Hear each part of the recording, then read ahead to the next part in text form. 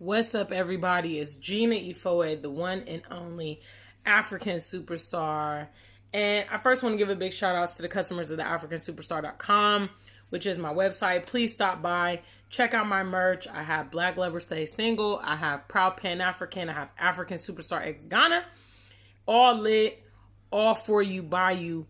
So check it out. Also, big shout outs, members only. I love you. Thank you so much for supporting this platform on a monthly basis. Also, big shout outs to those of you supporting the music project.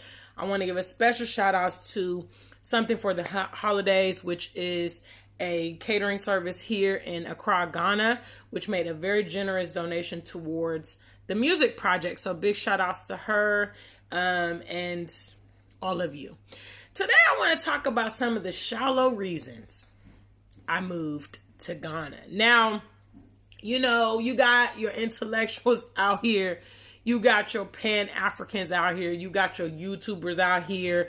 A lot of them is conscious. A lot of them is woke. They came to the continent for like a spiritual awakening and, you know, they freedom fighters and blah, blah. Inasmuch there are some very serious reasons I came to the continent, there are some very shallow reasons I came to the continent. So I want to talk about them today. First and foremost, I want to talk about getting to wear my clothes and shoes.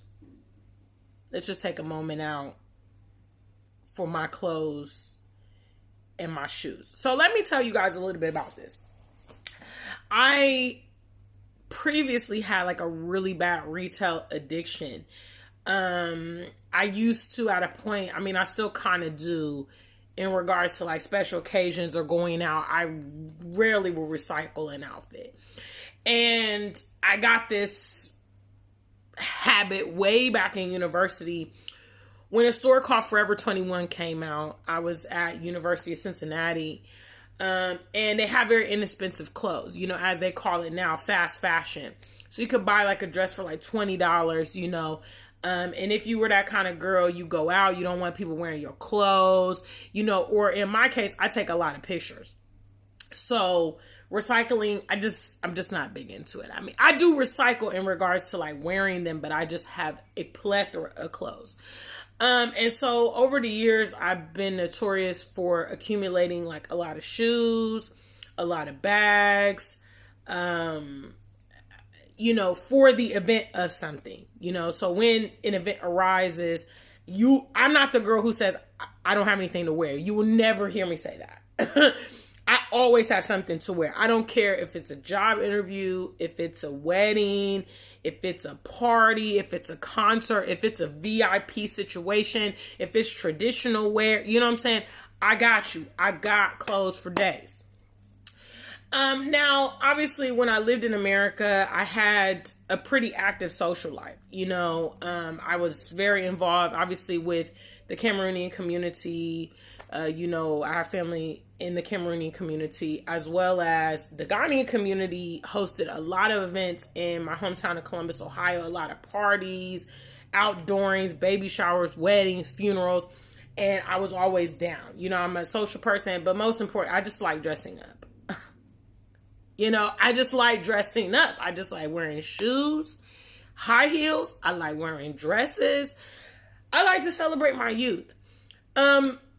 Living here in Ghana, there's so many opportunities for me to wear clothes. I mean, I can wear dresses every single day. I love wearing dresses. It's like my preferred item of clothing. I can wear dresses every day here, you know. And then I also have an option to go out. And then I also have an option for like formal events. I mean, it just never ends. For instance, like last week, my weekend started on Thursday. Big shout outs to those of y'all that remember. Yeah. Weekend started on Thursday. Thursday night, I went out with my girlfriends to karaoke. Then we went to Kazumba. Okay. Friday, we went to a Kazumba like instructional class. Okay. And then I met up with, you know, the person I'm dating with after that. Saturday, I went to a Kazumba night at a nightclub. Okay. Then I also went to a friend of mine's place that he's doing like a entertainment kind of collection of people. So I popped by there. And then Sunday night, what did we do Sunday night? Oh yeah, Sunday night I went to a formal event where I got to meet Dr. Afrikana. So in basically like a week's time, I had an occasion to wear, four going out dresses. Now, if you parallel this, like for instance, with my social life in the UK, which was zero. I can probably count on maybe my two hands the amount of times I got to wear dress up clothes living in the UK for, a little over 3 years, because I worked incessantly. I didn't have a car. There wasn't really like a lot of places around. There were pubs around in my city, but I don't really like fraternizing with non-Black people. I don't really like that music. I don't like being around a lot of smoke. Here in Ghana, there are legit hundreds of places to go in a night. It's actually uncommon that you would go to like one place and stay there the whole night. People here in the night's time, they can visit 2 to 3. I mean, if you're more ambitious, you can go to more. You're always welcome. People hold weddings. You can go. Maybe you don't even know the people. You can go with a friend. If you heard about it, whatever, you know what I mean? I spent a lot of time on this particular point because it is very shallow to some people, but it's so critical. So remember that point when I said I kind of would hoard clothes and shoes and stuff? I have so many clothes and shoes that I never even got a chance to wear that I kind of accumulated in the UK because of the way that I shop. If I see a nice dress or shoes, I'm like, I just need that. The occasion will come.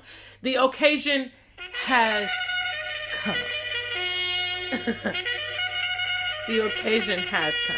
That is my first and biggest shallow reason of coming here to Ghana.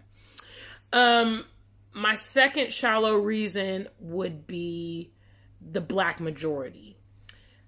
Depending on who you talk to, it could be shallow, it could not be shallow. But I honestly like being around Black people. And I actually love the absence of non-Black people.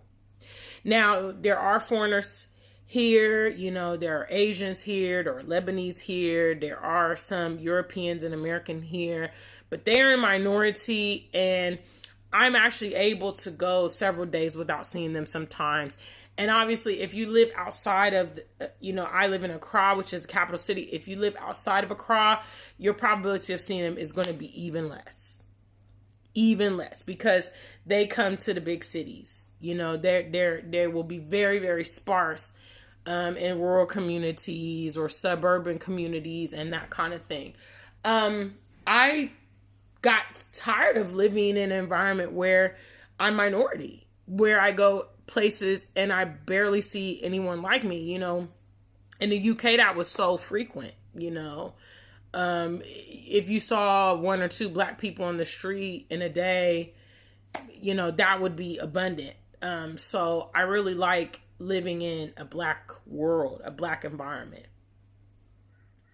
Number 3 would be eye candy. Eye candy. Eye candy, ladies. I mean, everywhere, all over the place. I actually go to a gym, but you don't need to go to a gym to see eye candy here on the continent. Beautiful, beautiful, beautiful men, beautiful women. I'm not into women, but attractive people. People watching is extraordinary here on the continent. It's just so lit. Number 4, it kind of ties into number 1, obviously, but that is nightlife. There's so many amazing things about nightlife here in Ghana that I haven't experienced in the UK or America. First of all, nightlife here is not just reserved for like young people. Okay. So I would reckon if I were to be going to like certain night spots and stuff like that back in Ohio, I know even some of my friends kind of remarked as we got older, that the crowd for those kind of places is very, very young, and there might be a sprinkling of older people, but it's primarily for, the 20 somethings and so on and so forth. There would actually have to be designated events for 25 and older or 35 and older, this kind of thing. Here in Ghana, like, social events are family events. If you were to go to, a baby shower, for instance, in America, a baby shower would probably be primarily ladies, friends and family of the woman giving birth. And it kind of would maybe be like, okay, we do a couple games, we have a little cake. It might last a couple hours and it's a wrap. Here, baby shower is a full-blown party. Okay, you're going to have kids there. You're going to have, couples there. You're going to have single people there. You're going to have older people there. And it will go all hours, and like I said, parties here, everybody's welcome. I've never been to any African event ever, and people say, hey, do you have an invitation? Do you know the bride? Do you know the groom? Do you know whoever, so on and so forth? You're not welcome here. Number 2, smoking. Okay. I mentioned that I hate smoking. Here, smoking socially is not as widespread as it is in the West. So when you go out for eating, you go to lounges, you go to restaurants, you're not just kind of being bombarded with it. Now, I will say shisha is huge here. With shisha, it's kind of like hookah, that kind of type of smoking or whatever, the vaping, whatever. Shisha is extremely popular here, but because shisha it'll be smelling like fruity or whatever, it's not really like offensive. You don't leave the nightclub smelling like shisha. A lot of the nightclubs here are open air, so there's more air. It's not like you're confined into a building. People dance here on the continent. They still dance. Men will come up to you, ask you to dance, start dancing with you. Even when I went to the Kazumba class, gentlemen will come over, ask to dance with you, teach you the dance steps, So in a way, I kind of have stepped back into like my youth, when society was more like that. In the West, we've kind of gravitated away from a lot of social interaction and stuff like that. And last but not least, the options of nightlife is just so, literally when I tell you there are in a night, probably hundreds of places you can go here in Accra. And that's just Accra. If you're in Kumasi, if you're in Takoradi, if you are in Tama, if you go to Tamale, that every place has their places to chill. You just have so many options. It's not like I'm going to that one club and I'm going to see that one same person every, it's not like that. You have a lot of options for a nighttime, and it's safe, whereas in America, they're people are known to shoot the club up and stuff like that, get into altercations and things like that. Here, people just come and have a good time and go home. No problem.